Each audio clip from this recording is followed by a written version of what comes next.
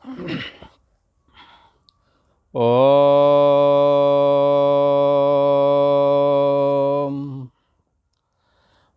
शङ्करं शङ्कराचार्यं केशवं बादरायणं सूत्रभाष्यकृतौ वन्दे भगवन्तौ पुनः पुनः। ईश्वरो गुरुरात्मेति मूर्तभेद विभागिने व्योमवत् व्याप्त देहाय दक्षिणामूर्तये नमः। ॐ वंशी विभूषितकरा नवनीरदावात् पीताम्बरादरुणबिम्ब फलादरोष्टात्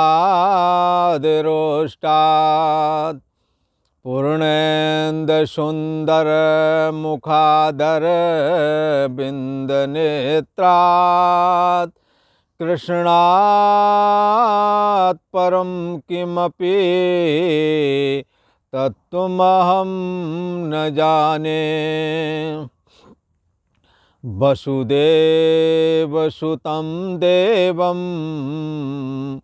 कंसचाणूरमर्दनं देवकी परमानन्दं कृष्णं वन्दे जगद्गुरुम्।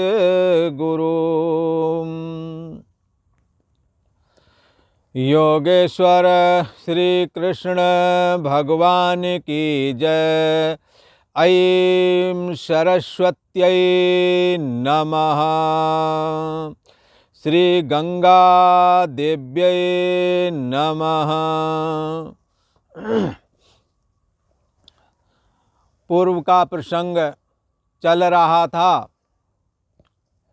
श्रद्धा त्रय विभाग योग का, जिसके लिए पूर्व में चर्चा की गई कि जिन्हें शास्त्र विधि का ज्ञान नहीं अथवा शास्त्र विधि का त्याग कर रखा है, शास्त्र विधि का पालन नहीं करते, श्रद्धा है, ऐसे लोगों की जो है ये श्रद्धा चित्त की जो स्थिति है वो कैसी माननी चाहिए। सात्विक श्रद्धा वाला अलग तरह का काम करता है, राजस श्रद्धा वाला अलग तरह का और तामस श्रद्धा वाला अलग तरह का। उसकी उपासना की चॉइस भी अलग अलग। जैसे सात्विक वाला देवताओं की उपासना, ईश्वर की उपासना पसंद करता है, राजस वाला यक्ष राक्षसों की पूजा करना पसंद करता है, और तामस वाला भूत प्रेत आदियों के उपासना उसको रुचिकर लगती है। ये चित्त के संस्कार के अनुसार है, इनकी रुचि उन्हीं की ओर है। इसीलिए कई बार तो अच्छे समाज में पहुंचने वाले लोग भी जब तामसी उपासना करते हैं तो लगता है संस्कार बड़ा प्रबल है, ऐसा समझना चाहिए।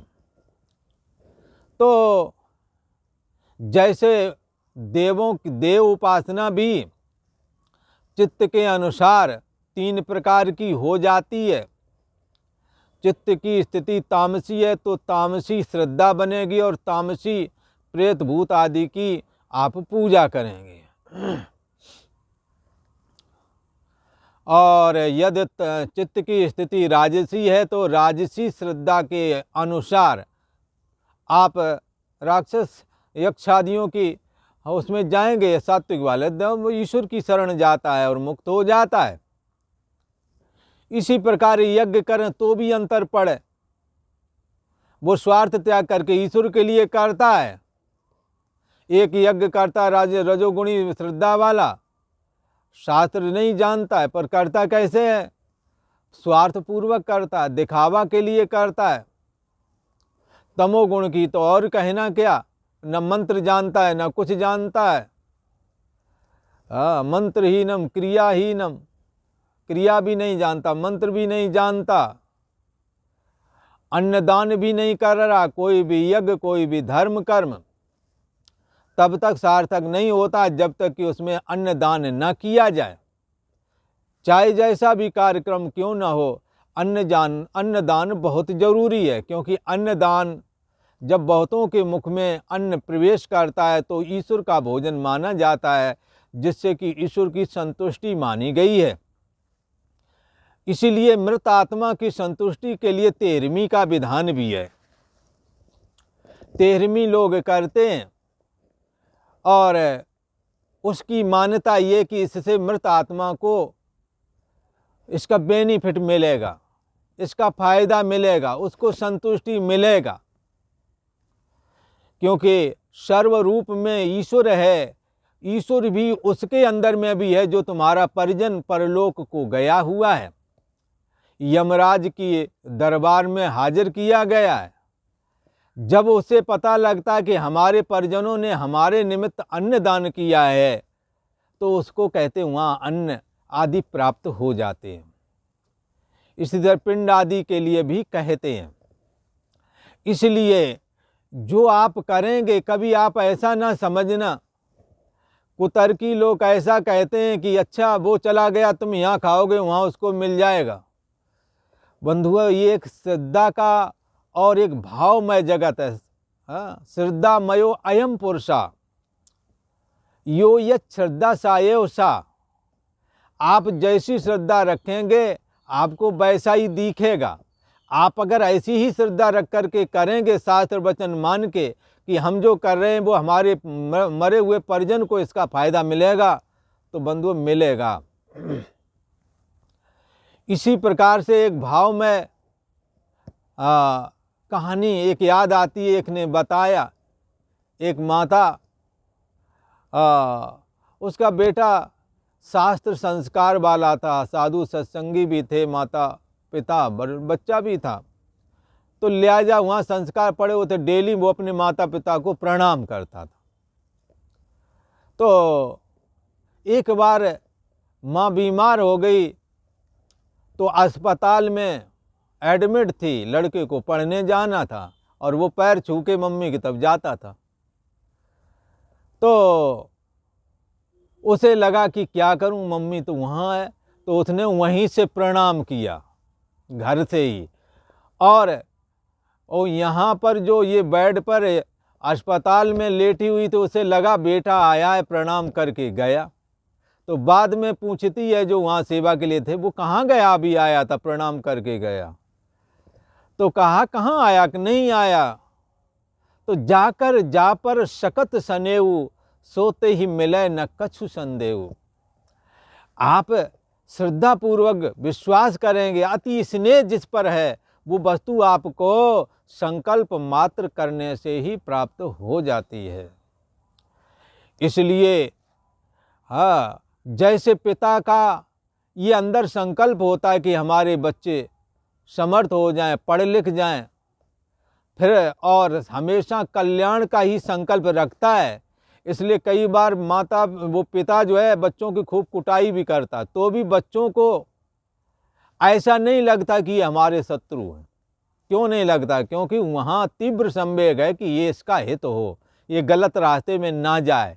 इसलिए पूर्व में तो, अब तो खैर कम हो गया, पहले बच्चों पर खूब मार पड़ती थी पर कोई फर्क नहीं पड़ता था। अब ये ज़्यादा स्वाभिमानी बना दिया है, ज़्यादा ही सम्मान दे रहे हैं, और वो बदले में फिर उससे ज़्यादा सम्मान आप दे नहीं सकते हैं, और जितना सम्मान आप उसे देते हैं वो तुम्हारा उतना कर नहीं पाएगा, क्योंकि आपने ज़्यादा ही दे दिया कुछ। इसलिए कई बार तो कहते हैं कि बेटे को बेटे की तरह रहने दो, कोई अधिकारी या हाकिम की तरह नहीं लेना है। अगर लोगे तो वो हाकिमगिरी आपके ऊपर करेगा, अधिकारीगिरी आपको दिखाएगा, भले ही चाहे वो अधिकारी ना बन पाए, पर आपके लिए अधिकारीगिरी से काम करेगा जब तक जियोगे। यदि आप उसको उस तरह से डीलिंग करेंगे, संस्कार देवेंगे तो उस तरह से होवेगा। यहाँ ये कहने का प्रयोजन नहीं है कि अपमानित करें, बल्कि बैलेंस बना करके चलें, यही कहने का अभिप्राय। तो क्या है कि भगवान श्री कृष्ण कहते हैं कि ये 3 प्रकार की श्रद्धा, 3 प्रकार का तप श्रद्धा अनुसार होता है। सात्विक कैसे करता है, सतोगुणी कैसे करता है, रजोगुणी अंतःकरण वाला कैसे करता है, तमोगुणी अंतःकरण वाला कैसे करता है, ये सारी बातें पूर्व के 17वें अध्याय में क्लियर करी गई। इसके बाद में ये भी बात बताई कि ये ओम तत्सदिति, ओम तत्सत, ओम ये परमात्मा का नाम है और कोई भी शुभ कर्म अथवा मंत्र बोलने से पहले ओम का उच्चारण जरूर करना चाहिए। यदि ओम का उच्चारण करोगे तो वो वाक्य पूर्णता को प्राप्त हो जाएगा, वो मंत्र पूर्णता को प्राप्त हो जाएगा यदि ओम लगा के करोगे। ओम लगा के कोई कार्य करोगे तो निश्चय ही उसके पूरे होने के चांस हैं। इसीलिए जो भी कर्म किए जाते हैं शरीर, वाणी और मन से, जब तद तत् अर्थम तदित अभिसंधाय, उस परमात्मा के निमित्त करके आप सेवा करें, चाहे भले घर के काम हो, उस परमात्मा को निमित्त करके जब आप सेवा करते हैं, उस परमात्मा को निमित्त करके जब आप तपस्या करते हैं शरीर, वाणी और मन से, तो धन आदि का दान, अज्ञान का दान, तो जब ये सब करते हैं तो ये कर्म कौन हुए? तदर्थीयम, उसके लिए हो गए। तो ये तत् शब्द, ये सारा जगत उसके लिए है। जैसे पुरुष ने परिवार बनाया किसके लिए? अपने लिए। पुत्र पैदा किया किसके लिए? अपने लिए। ब्याह किया किसके लिए? अपने सुख के लिए। भला उसे सुख ना मिलता तो ब्याह करता कोई? बताओ, नहीं करता। इस दुनिया की ये रीति है, सुर नर मुन सबकी यह रीति, स्वार्थ लाग करें सब प्रीति। अपने अपने स्वार्थ के निमित्त ही सब एक दूसरे से प्रेम करते हैं, या ये यहाँ की एक सच्चाई है। तो क्या है, पत्नी पति का वर्ण जो करती है अपने मन के अनुकूल, तो किस लिए? कि पति सुखी रहेगा इसलिए? नहीं, हम सुखी रहेंगे इसलिए। इसी प्रकार पति जब पत्नी का संग्रह करता है तो निश्चय ही वो ये सोच के करता है इससे मैं सुखी हो जाऊंगा, ये काम का हमारे सारे कामकाज इसके द्वारा सुधर जाएंगे या ये संभाल लेगी। और बहुत सारी जो कामनाएं हैं जब देखता है ये पूर्ति हो जाएगी तो ब्याह कर लेता है, और नहीं जब होता है या जब मन भर जाता है, जब मतलब नहीं रह जाता तो छोटा छुटाई भी हो जाती है, आपको पता ही है। तो क्या है, ये सारा जगत ईश्वर के लिए है, ईश्वर ने बनाया। जैसे आपने अपने लिए विवाह किया, आप अपने लिए संतान पैदा करते हैं, आप अपने लिए मकान बनाते हैं, ऐसा कौन सा काम है जो जीवन में आपने अपने लिए ना किया हो? आप अपने लिए करते हैं। इस स्वार्थ बुद्धि को एक दिन एक बार त्याग करके देखो, तदर्थीयम, उस ईश्वर के लिए करो, तब भी तुम्हारी स्त्री रहेंगे, पुत्र रहेंगे, मकान दुकान सब काम धंधे चलेंगे, वैसे ही चलेंगे जैसे पहले, केवल इरादा बदल दो। इसलिए दिशा बदलने का बहुत बड़ा फायदा है। आप दिशा चेंज करें कि ये भगवान के बच्चे हैं, भगवान ने ये दिए पत्नी, इतने लोगों को पोषण की जिम्मेदारी दी है, आप इनका सारा पोषण करें पहले की तरह, परंतु ईश्वर का समझें तो क्या होगा? तदर्थम कर्म कौन्ते मुक्त संगा समाचार। जब उस ईश्वर के लिए कर्म किए जाते हैं, भगवत अर्पण बुद्धि से किए जाते हैं, आसक्ति रहित होकर के किए जाते हैं, तो फिर क्या हो जाता है? वही भगवान की भक्ति का कारण बन जाते हैं। तो ओम पहले लगाए, और जो भी काम करे भगवान के लिए करे। और यदि भगवान के लिए कोई कर्म करोगे, कौन? यज्ञ दान तप, घर गृहस्थी के सारे कर्म जब इसलिए करोगे कि भगवान खुश होवेगा, तो वो कर्म कैसा कहलाएगा? बड़े बुजुर्ग क्या कहते हैं? अरे इसने बड़े सत्कर्म किए हैं, ये सत्कर्मा है, हाँ, इसने अपने लिए जीवन में कभी किया ही नहीं। कई तो कहेंगे इसने विवाह नहीं किया, अपने भाइयों को पढ़ाया लिखाया, मकान अकान बनवाया, इसके बड़े सत्कर्म हैं। जब अपना स्वार्थ त्याग करके उस ईश्वर के लिए जब कर्म किया जाता है तो वही कर्म स्वार्थी कर्म से हट करके सत्कर्म बन जाता है। वही कर्म फिर कर्म योग बन जाता है, फिर वही कर्म कर्म ही पूजा है, ऐसा हो जाता है। अलग से पुष्प चढ़ाने की फिर जरूरत नहीं रह जाती है। अब भगवान श्री कृष्ण इस 18वें अध्याय की शुरुआत करते हैं। ओम श्री परमात्मने नमः। अथ 18 अध्यायः। अर्जुन उवाच संन्यासस्य महाबाहो तत्त्वमिच्छामि वेदितुम् त्यागस्य चाहर्षिकेश पृथक् केशिनिषूदन। भगवान श्री कृष्ण से अर्जुन पूछ रहे हैं कि हे भगवान, संन्यासस्य महाबाहो तत्त्वम् इच्छामि वेदितुम्। अच्छा, यहाँ भगवान ने, ये अर्जुन ने क्या बोला है? महाबाहो हृषिकेश केशी निषूदन। भगवान के 3 नाम आ गए। महाबाहो हृषिकेश केशी निषूदन। हे महाबाहो कृष्ण, हृषिकेश का मतलब होता है, महाबाहु भगवान को क्यों कहते हैं? भगवान श्री कृष्ण की भुजाएं घुटनों तक जाती थी। भगवान श्री कृष्ण के भुजाओं में कितना बल है ये कोई नहीं आंक पाया। जिसको अपने जो भी बलवान समझते थे, यदि भगवान श्री कृष्ण के सम्मुख गए तो उनके भुजदंडों के आगे वो टिक ना सके, सारे के सारे मारे गए। इसलिए इनको महाबाहु भी बोलते हैं।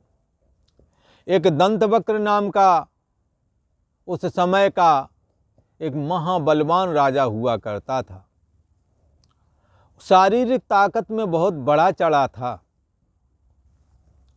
तो उसने आकर भगवान श्री कृष्ण से ये पूछा आकर के, हे कृष्ण, हे ग्वाले, तूने शिशुपाल का वध क्यों कर दिया? अब मैं उसका बदला लूँगा। भगवान श्री कृष्ण ने कहा, ले ले बदला। भगवान श्री कृष्ण अपने किरीट मुकुट को लगाए हुए, जिसमें मोर का पंख था, मुस्कुराते हुए उसके सामने खड़े हुए, तू अपना जितना बल हो उतना सारा बल लगा करके हम पर कर जो भी कर सकता है। उसने अपनी लोह की बनी हुई गदा और भगवान को मारी। भगवान श्री कृष्ण ज्यों के त्यों खड़े रहे, जरा भी कुछ भी फर्क नहीं पड़ा। हाँ, अपनी भुजा से ऐसे पकड़ लिया मानो कोई तिनका पकड़ लिया हो। लोहमय गदा जो कि पूरे पावर से चलाई गई। और भगवान श्री कृष्ण ने तो एक बार ही मारा, हाथ की वो गोविंदाय नमो नमः हो गया। भगवान श्री कृष्ण साक्षात परम ब्रह्म परमात्मा हैं। इन्हों के अंदर कितनी ताकत है ये हम और आप आंकड़ा ही नहीं लगा सकते। गोवर्धन नाम का पर्वत उठा लिया एक हाथ से, और एक हाथ की भी एक सबसे छोटी वाली उंगली पर रख लिया। आप आंकड़ा लगा सकते हो? ईश्वरी पावर अनंत है, हम लोगों की पावर सीमित है, हमारी शक्ति थोड़ी है। भगवान श्री कृष्ण की शक्ति अपार है।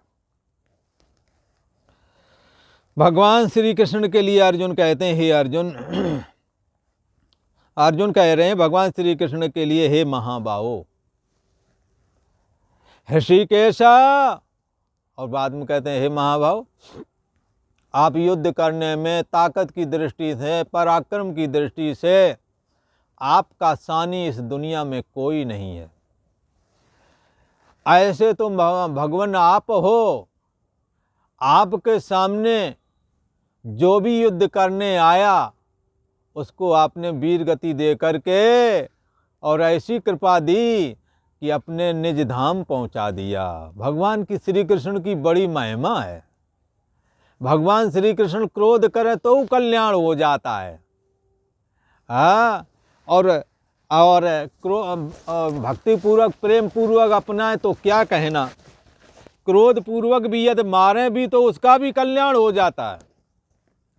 इसलिए श्रीमद् भागवत में कहा, चाहे कामना हो तो और चाहे कामना ना हो तो पुरुषोत्तम श्री कृष्ण की उपासना ही सर्वसे उत्तम उपासना है। भगवान श्री कृष्ण सत्ता मात्र परमात्मा है।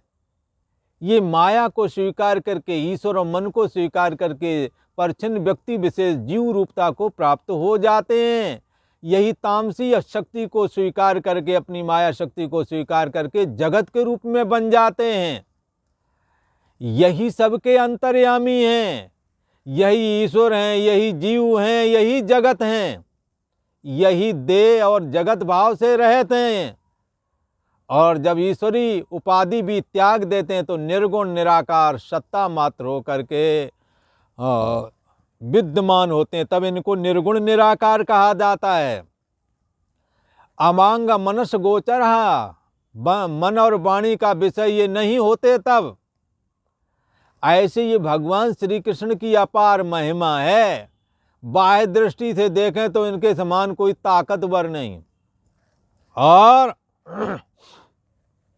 अंतर की दृष्टि से देखें तो सबकी बुद्धि देश का जो साक्षी आत्मा है, सबकी बुद्धि देश का जो साक्षी आत्मा है इक्वल टू परमात्मा भगवान श्री कृष्ण, अथवा परमात्मा श्री कृष्ण इक्वल टू सबकी बुद्धि देश का साक्षी, एक ही बात। इसलिए भगवान श्री कृष्ण का मद भाव, स्वभाव शुद्ध चैतन्य सत्ता है। यही माया को स्वीकार करके, ईश्वर मन को स्वीकार करके, जीव और तमोगुणी अपनी माया शक्ति को स्वीकार करके जगत रूप बन जाते हैं। भगवान श्री कृष्ण ही सर्व रूप हैं, ऐसा मान के चलो। इसीलिए अर्जुन कहते हैं, हे महाबाहो, बाहर की दृष्टि से महाबलवान और अंतर्यामी सत्तात्मक दृष्टि से यदि देखें तो सबकी बुद्धि देश का साक्षी बने हुए हैं परमात्मा श्री कृष्ण। और कहते हैं केशी निषूदना, केशी नाम के राक्षस को मारने वाले। केशी क्यों मारने गया था, उसे कंस ने बताया कि वसुदेव का बेटा जो है ना, वहां नंद बाबा के यहाँ पल रहा है, उसे मार डालो जाकर। तो वसुदेव के पुत्र होने की वजह से भगवान श्री कृष्ण को भी वासुदेव कहते हैं। ऐसे वासुदेव श्री कृष्ण को मारने के लिए केसी आया तो उन्हें तो ना मर सका, खुद ही मर गया। अर्थात अविद्यात्मक जो ये केसी था, दुख की जड़ जो केसी था, जो सबका अंत करने के लिए ग्वाल वालों का भी अंत करना चाहता था, वो ऐसे का अंत करने वाले भगवान वासुदेव ही अंतर्यामी हैं, वही महाभाव रूप सबसे बलवान हैं। ऐसे भगवान श्री कृष्ण ही इस रहस्य को जान सकते हैं कि संन्यास क्या, कर्मयोग क्या है। भगवान आपके अलावा और कोई इस रहस्य को नहीं जान सकता, आप ही जानते हैं, आप मुझे बताएं। ये संन्यास क्यों लेते हैं लोग?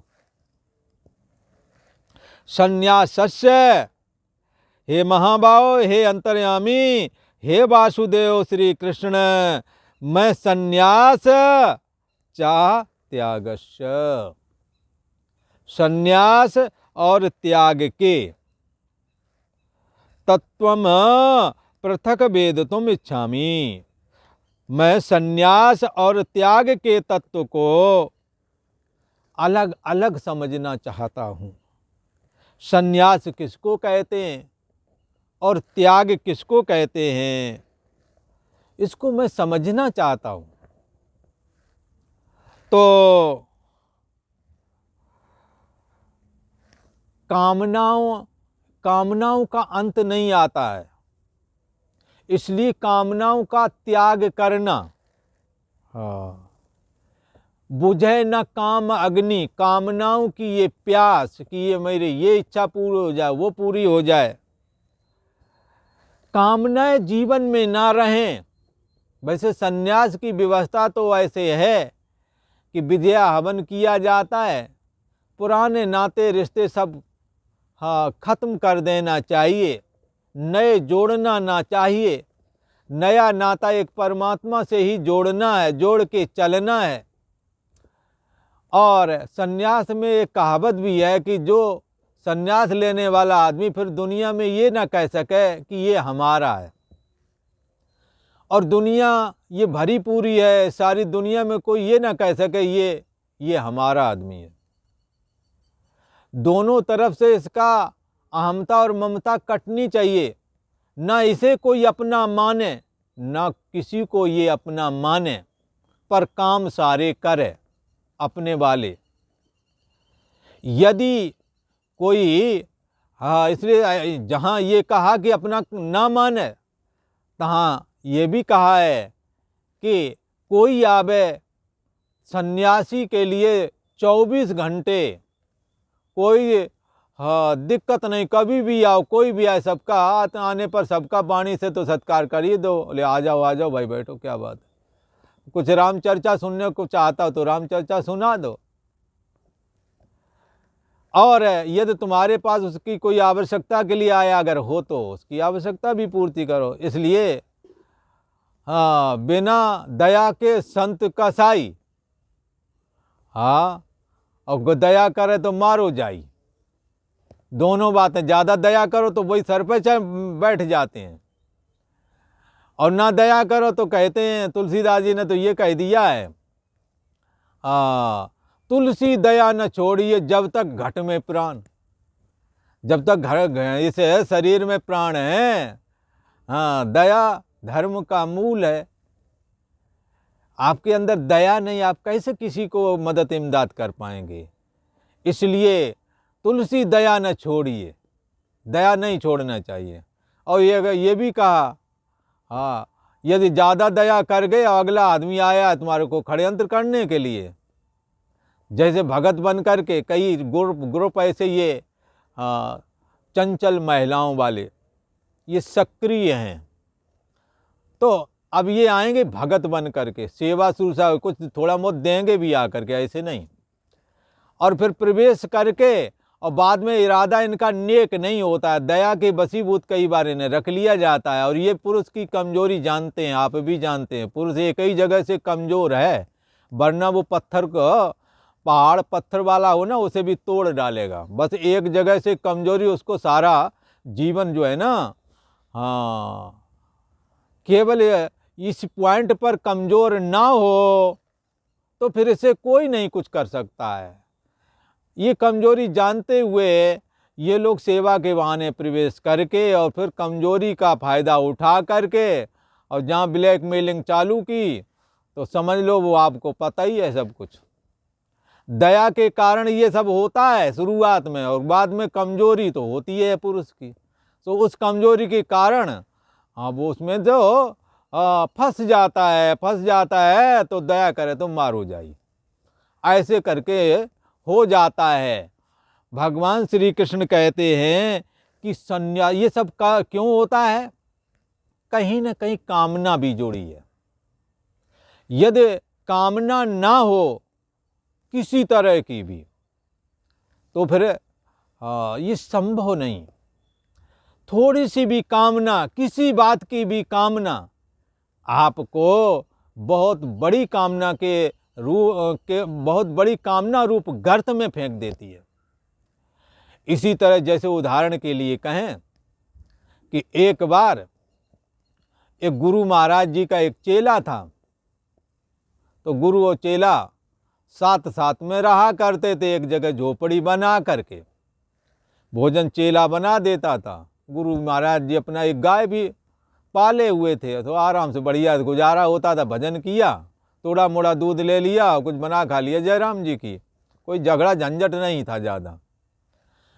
फिर उन्होंने कहा, गुरु महाराज ने कहा कि बच्चा, बोले हाँ, बोले मैं तो तीर्थ यात्रा के लिए जाना चाहता हूँ, तुम तब तक आश्रम देखे रहना, ये गऊ का बढ़िया से पालन करना और गीता का अध्ययन जरूर करना बोला, क्योंकि गीता के समान कोई दूसरा ग्रंथ नहीं है। पर बच्चा कामना कभी ना आने देना अपने हृदय में, क्योंकि कामना ही दुखों की जड़ है और कामना के त्याग का नाम ही संन्यास है। इसलिए यदि तुमने कामनाएं बढ़ा ली तो संन्यास लिया हुआ भी गैर लिया हुआ हो जाएगा। इसलिए कामनाओं पर तुम नियंत्रण रखना, गाय का अपना चारा सानी करते रहना और अपना सुबह शाम भोजन साधन भजन करना, परमात्मा का स्मरण करना, और मैं तीर्थ यात्रा करके फिर लौट आऊँगा। बोले ठीक है गुरु जी, जाओ, कोई बात नहीं, मैं देखे रहूँगा सब। और गुरु महाराज जी ने अपने गीता पढ़ा लिखा करके और गाय का जो काम हो तो वो डेली अपने करते रहे। एक दिन जाकर के उन्होंने देखा गीता को चूहा ने काट दिया। बोला तो चूहा ने काट दिया, देखा है, बार बार उसे मना करें हिंसा ना हो, इसलिए मारना ना पड़े, इसलिए बहुत परेशान रहते थे, माने ना चूहा। तो चूहा को पकड़ने के लिए बिल्ली पाल लिए। बोला, और बिल्ली जब पाल लिए तो बिल्ली के लिए दूध चाहिए, तो चलो ठीक है, गाय पाले थे, चलता रहा काम। पर एक दिन जो है कुत्ता आया तो बिल्ली पर दे झपट्टा, बड़ा कठिन मामला बन गया। और इधर वो गाय भी दूध देना बंद कर दी तो दूसरी गाय लानी पड़ी। तो अब गाय दूसरी आ गई, एक पहले की थी, एक और आ गई, अब ज़्यादा वजन हो गया। तो बगल में एक वो दाई रहती थी, दाई ने कहा महाराज चिंता मत करो, मैं तुम्हारा चारा सानी करती रहूँगी। बोले ठीक है, फिर तो बन गई बात। चारा सानी वहाँ करने आई थी वो दाई, और आकर के वहाँ रहने लगी। अब महात्मा ने दया बसात रख लिया, गुरु जी तो चले गए थे वहीं पे, तीर्थ यात्रा में रोके कौन। इसलिए वहाँ धीरे धीरे करके जब तक गुरु जी आए तब तक वहाँ बच्चे खेल रहे थे। तो उन्होंने कहा कि अरे बच्चा, ये बच्चे किसके हैं? बोले गुरु जी ये सब गीता परमेश्वरी की कृपा है। जो चूहा हुआ ने काटा, फिर बिल्ली पाली, अब बिल्ली के चक्कर में फिर और एक गाय लाए, तो ये आ गई थी सेवा करने के लिए, तो मामला यहाँ तक चला गया। बोले अच्छा, हमने इसीलिए तो कहा था कामनाओं पर नियंत्रण रखना। काम्या नाम कर्मणाम न्यासम, काम्य कर्मों से बचना है, अपने हृदय से कामना का त्याग करना है। दया करना एक सीमित दायरा है, पर दया के चक्कर में कई बार कामना के गर्त में साधक चला जाता है, जिसके लिए गीता हमें सावधान करती है। भगवान श्री कृष्ण से पूछते हैं अर्जुन की, हे भगवान, हे महाभाव, हे अंतर्यामी, हे वासुदेव, संन्यास और त्याग के तत्व को पृथक वेदितुम इच्छामि। संन्यास क्या और त्याग क्या है, दोनों की असलियत क्या है। संन्यास का मतलब भी त्याग लगता है, और त्याग तो त्याग है ही है, पर इसकी बारीकी पॉइंट क्या है, ये दो शब्द अलग अलग क्यों? संन्यास ही और त्याग का मतलब है, तो त्याग शब्द ना बोलना चाहिए था, पर त्याग भी, बोले ये त्याग ही है। जो घर त्याग देते हैं और संन्यास ले लेते हैं उनको भी त्यागी बोलते हैं। कहाँ मतलब है महाराज, संन्यास क्या और त्याग क्या, इसको अलग अलग जरा मेरे को समझा दो, समझ में नहीं आता है। तो क्या है संन्यास और त्याग का अर्थ, इस पर चर्चा अपन तो कल के एपिसोड में करेंगे। और आज इतना ही। ओम शांति शांति शांति।